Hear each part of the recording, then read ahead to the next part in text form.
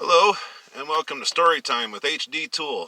I am HDThul, and together we are going to be reading the last part of Chapter 5 from Henderson's Wagon, which is one of the books that I have written. You can find my other books on Amazon under HDThul. Now, and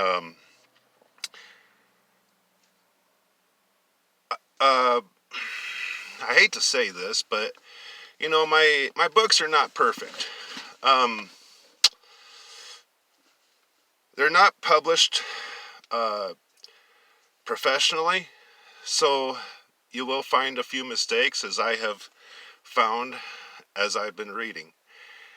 One mistake that I want you guys to know about is a name with Rebecca. Because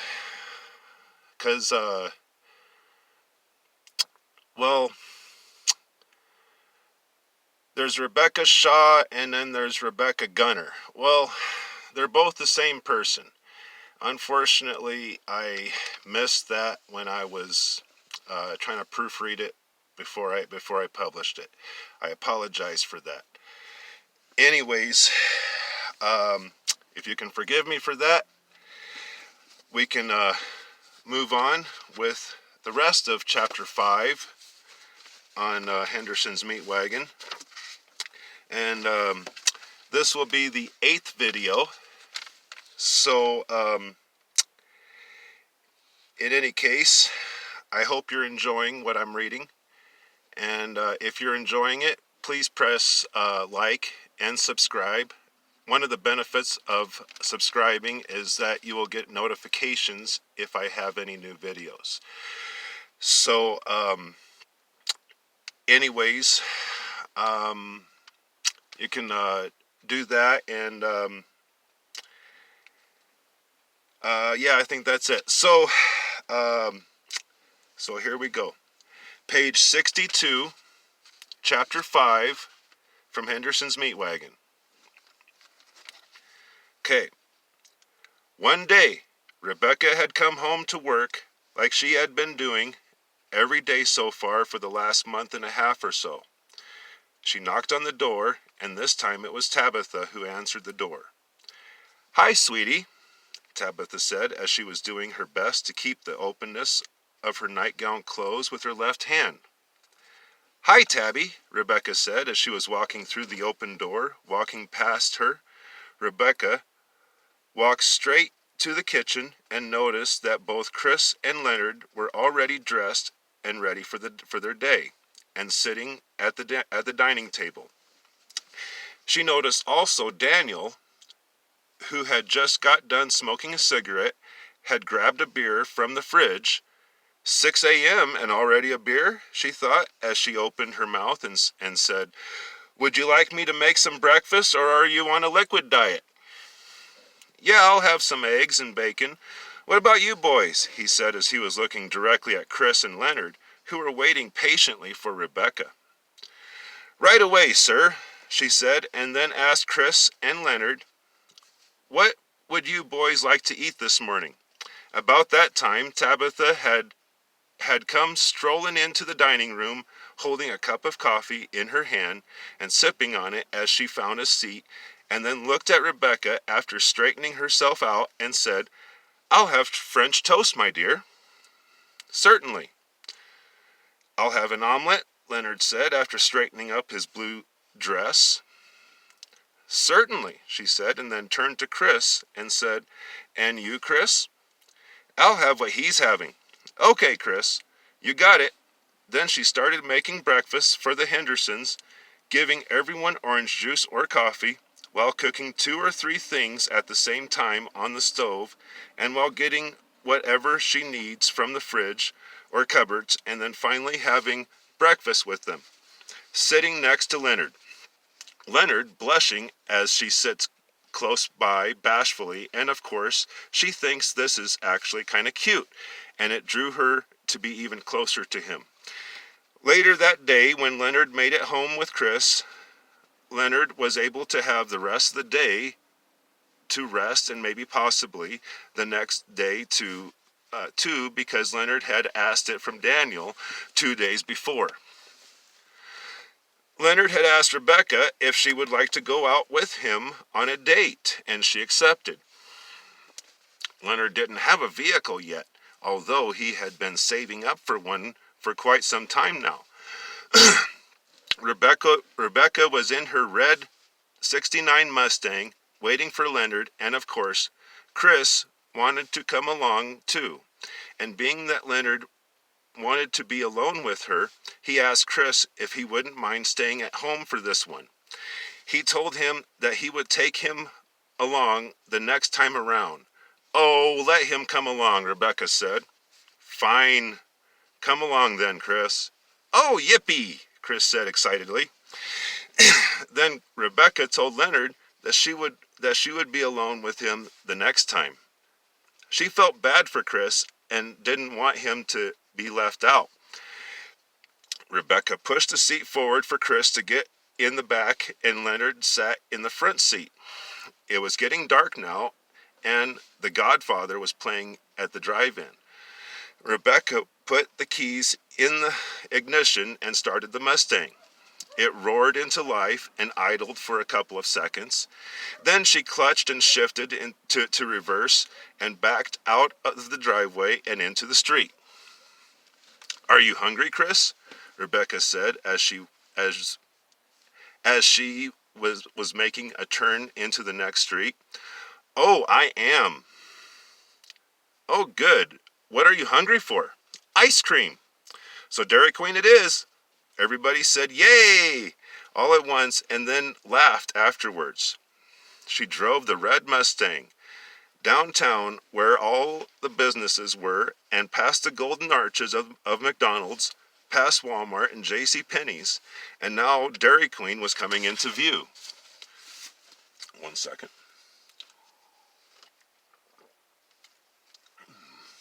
Oh, good. And Chris saw it from a distance and shouted, "There it is! There it is!" "Okay, sit down, Chris." "Oh, okay." They pulled into the parking lot of Dairy Queen and got down from the car and walked in. There was a long table with stools next to it.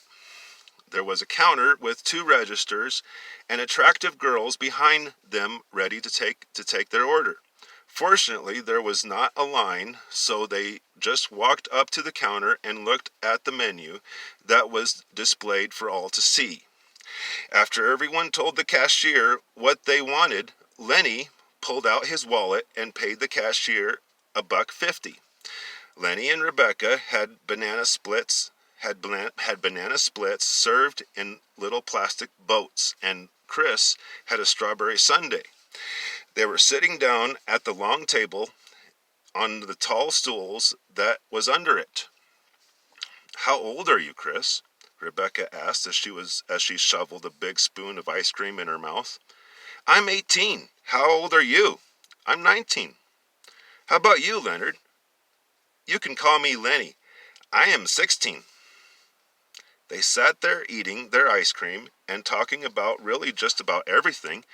They talked about the weather. They talked about their fears, their favorite color. They were all interested in knowing about each other, and it was very pleasant. And it was a very pleasant discussion as they left the Dairy Queen laughing and feeling very comfortable around each other. After they piled in the car, they were going to the drive-in theater, and Rebecca asked, "What movie are we going to see together?" "I think it's between The Godfather, The Last House on the Left, and Deliverance." They were still discussing what to watch by the time they drove into the drive-in parking lot, and finally they decided between each other to watch The Godfather. She drove into the area for The Godfather and found a speaker hanging on a pole next to a parking spot facing a huge screen after Lenny paid for all of them to watch the movie. Upon getting in the parking lot, there was a shack with two people taking money for the movie tickets, and they would direct you in which way to go for whatever movie. There was another building within the vicinity of the drive-in theater that sold snacks and refreshments. You would see people walking up to the building and coming back to their car with food and then sit down to watch the movie, with a speaker hanging on the window of the car. It is now 8 p.m. and it is fully dark. The projector has just flashed up on the screen and showing previews for the next movies to be played in the theaters. People are just settling into their cars with their snacks and refreshments, usually with both hands full, trying to open the car door without dropping their food. Finally, the movie starts. The speaker suddenly got louder, and now everyone's full attention is on the movie that is being projected onto the movie screen in front of the parking lot full of cars and trucks and people sitting there eating their snacks and drinking their sodas. Of course, some couples would take advantage of the situation, and instead of watching the movie, they were busy with each other, kissing and necking. Some couples, full on making out and having sex. There was a couple having sex right next to them, and of course Chris took notice. He suddenly had his attention directed from the movie to the couple on the right of them. He saw how the two half-naked bodies were rubbing up on each other, and he saw how the woman did not notice him because her eyes were closed and fully enjoying the moment. He saw her mouth open up and heard her moan loudly. He saw the man working hard to pump his man-meat inside her. He heard him say, "Oh God!" He heard her say, "Oh God!" Then he turned his attention to the movie screen to see the Godfather making someone kiss his ring, and then the next thing you know, there was that moaning again, but coming from the front seat of the car. Rebecca was feeling Lenny's hands all over her. There was the "oh yeah," and then there was the "oh God," and let's not forget the "oh, that feels so good." Then suddenly he heard someone say from the left side, "Hey, look, Leonard, sorry, got tongue twisted. Hey, look, Leonard has a girlfriend." It was Tony Grisham who spoke up. Tony and Bill were in Tony's '58 Chevy pickup truck. Tony and Bill were teasing Leonard, saying, "Isn't that cute, Bill? The fag has a girlfriend." "That is cute, Tony." Then Rebecca lifted her head to see that she was actually being watched by a couple of guys that just liked to cause trouble, and she shouted at them, saying, "Hey, at least he's with a girl. What about you guys? Are you guys going to hold each other's dicks during the movie?" That's when they left them alone for the rest of the movie.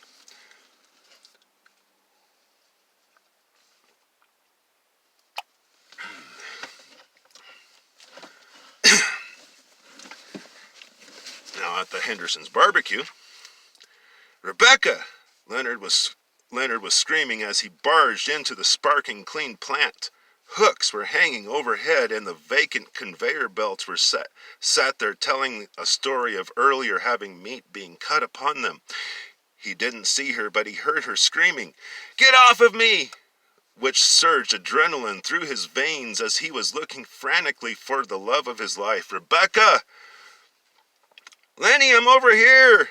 He darted through the stainless steel hooks and finally found Rebecca with half of her clothes ripped off of her, and Tony on top of her with his pants halfway down, exposing his bare ass. Anger ripped through him like a tidal wave as he was witnessing his girlfriend raped before his eyes. She screamed loudly. He was scratching and trying to get away, but the other guys there to hold her down, and she was helpless. "Get off of her!" he yelled as he was rushing at him with the first thing on the floor that he could find, which was a meat hook. He had the hook in his hand, raised high above his head, coming down swiftly on the back of Tony's head just as Daniel came up from behind him to grab the hook from his hand as he was coming down for a second strike. The hook stopped in midair. as Daniel had grabbed his wrist from behind. Tony lay on top of Rebecca with a hole in the back of his head from the hook that penetrated into his brain, causing him to die instantly. Rebecca screamed louder as she saw that a dead man was laying on top of her, so she shoved him off of her, and then the other two grabbed her before she could get up. Suddenly, Chris came in from behind and grabbed Daniel before Daniel could have a chance to use the hook that is now in his hand against Leonard. With Chris's brute strength, he shoved him up against the wall, striking his jaw upon contact and knocking him out cold. The other two had seen enough and wanted out. Now this whole ordeal was not worth it after all. They started to run towards the exit, but Leonard had found the gun that was intended to be used on him, and he opened fire at the other two, echoing through the plant and blowing a hole in one of Bill's legs, causing him to fall to the ground, screaming in pain. Bill had a hole blown into his head from behind, killing him immediately. About that time, Bill was now lame, and he could not walk, was crawling to the exit, screaming, "Let me go! Let me live! Why should I let you live? You'll tell someone that I killed your friends. No, I can't have that. Dead men tell no tales. No, I won't, I promise. Your secret is safe with me." Bam! He pulled the trigger, shot him in the back of the head, at close range, causing his head to disintegrate to a puddle of blood and broken skull and brains. He is now walking back to Daniel, who is just coming to. The shotgun is now empty, so he threw it on the ground and grabbed the 18-inch steak knife that was safely tucked away in a scabbard, hanging along one of the stainless steel rails, in which he crouched down to him at eye level and exposed the steak knife in front of his face, while his eyes began to bulge out of his head. What are you doing, Leonard? I don't want you to worry. Don't want you to stress. The meat won't be as good that way. What? No, stop, please. He tried to get up, but Chris held him down. Get off of me, you fucking retard! I think you better be nice to my brother, Leonard said as he flashed the knife in front of his face for a second time.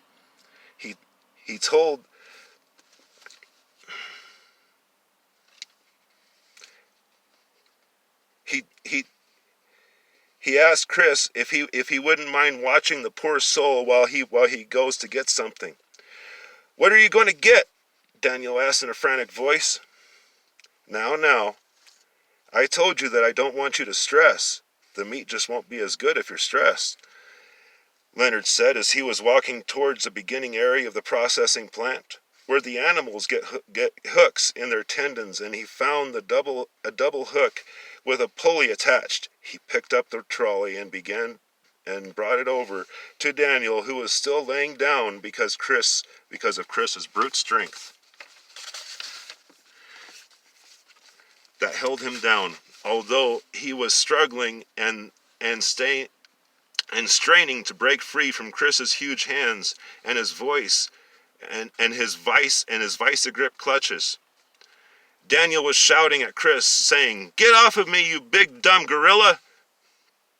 Chris just smiled and continued to forcefully pin him to the ground. Then Leonard was coming into view, holding a meat trolley in his hand while walking closer. Didn't I tell you should be nice to my brother? Rebecca was still. She couldn't move.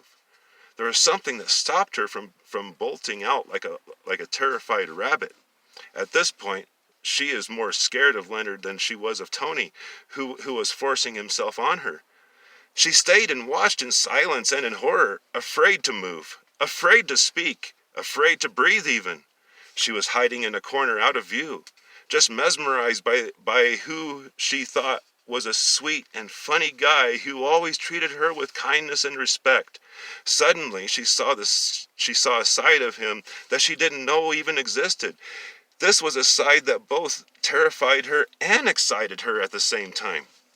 He brought the hooks of the trolley between his feet, While Chris was holding him down, he is bucking and jumping, trying to get away. He is even cursing and swearing and trying to fight off this brute of a man with impossible strength. Normally we kill what we are butchering first, but in this case, I think it would be fun for you to watch the whole thing. Now, of course, you'll be seeing it hanging upside down, but that gives a totally new perspective, doesn't it? No, please don't do this. Do what? What do you think it is that I'm going to do, Mr. Smart Guy? Just please stop. Just please stop, Leonard said mockingly. Why should I? Did you stop when I asked you to? Well, did you? He was quiet because he couldn't say that he did, and he was looking up at him terrified and said, Look, man, I'm sorry. Hey, we could be friends. Why do you want to be friends now? You didn't want to be friends before, and all of your friends are dead, and it sure looks like you will be joining them soon. No! Ah! He took a sharp knife and cut a hole in his left ankle through his tendon.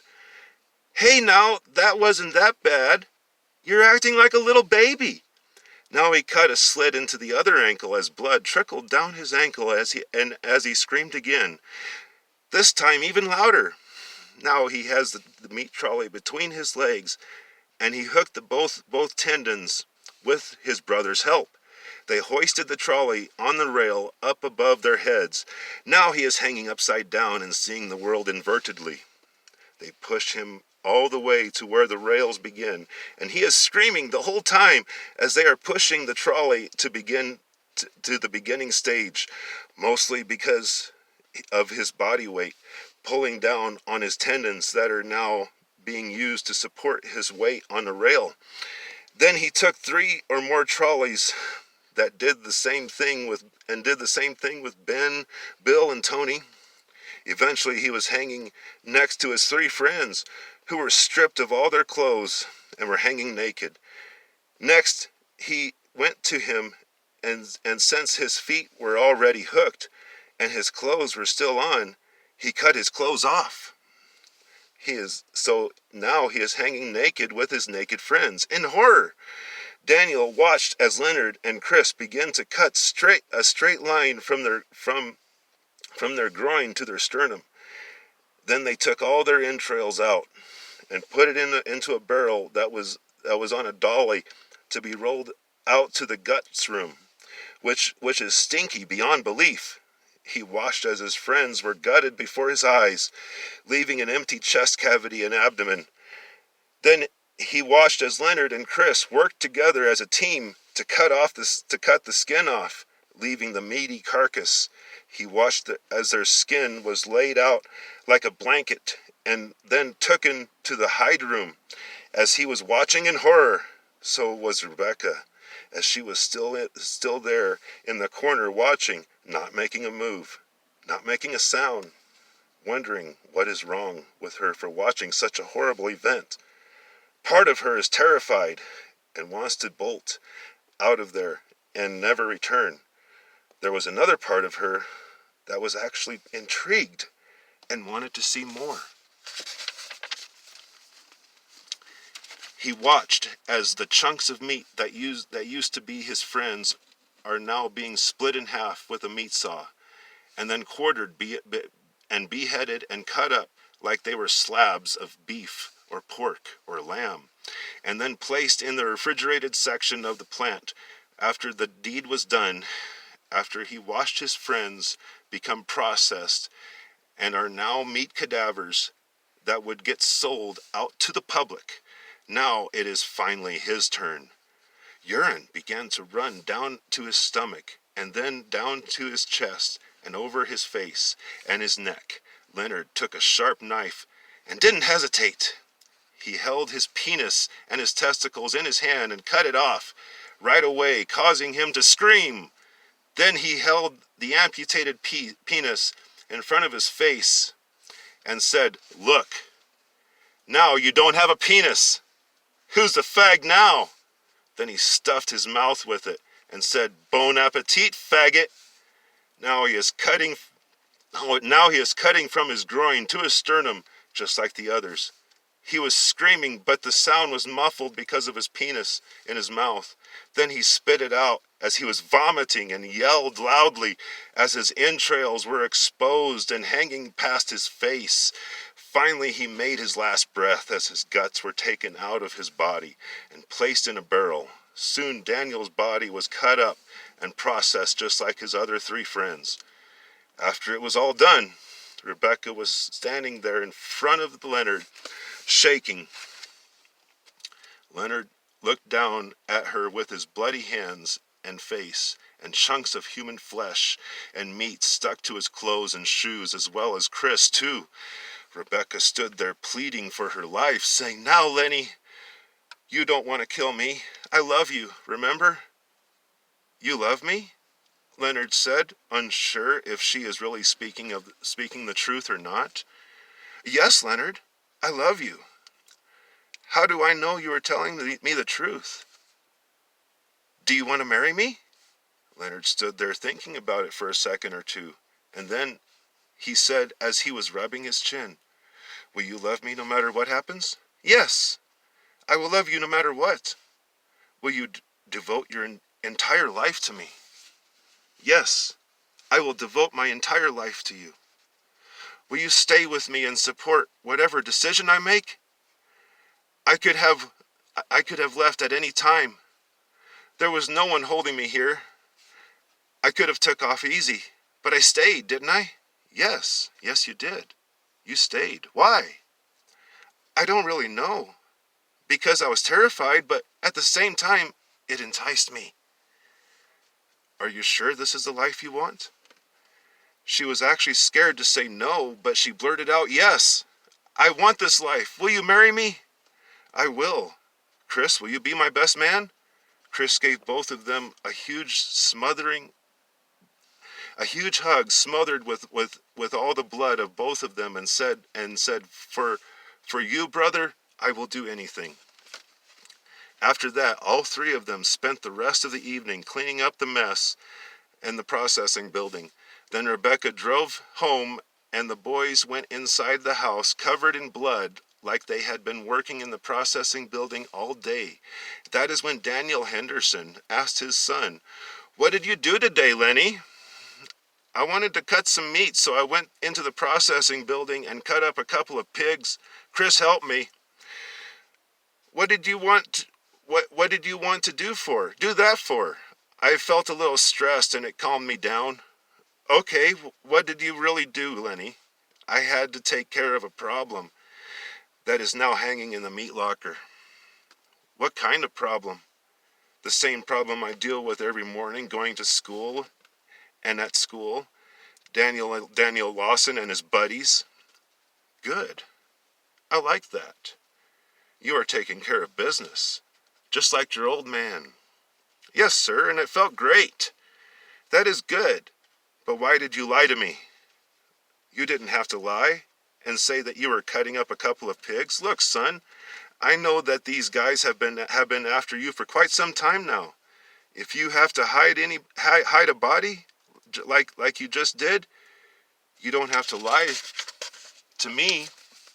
I know that you are that dedicated to just start that you are not that dedicated just to start cutting meat for me on your day off. I'm not that stupid. Besides, your old man has been well, as you say, taking care of problems as well."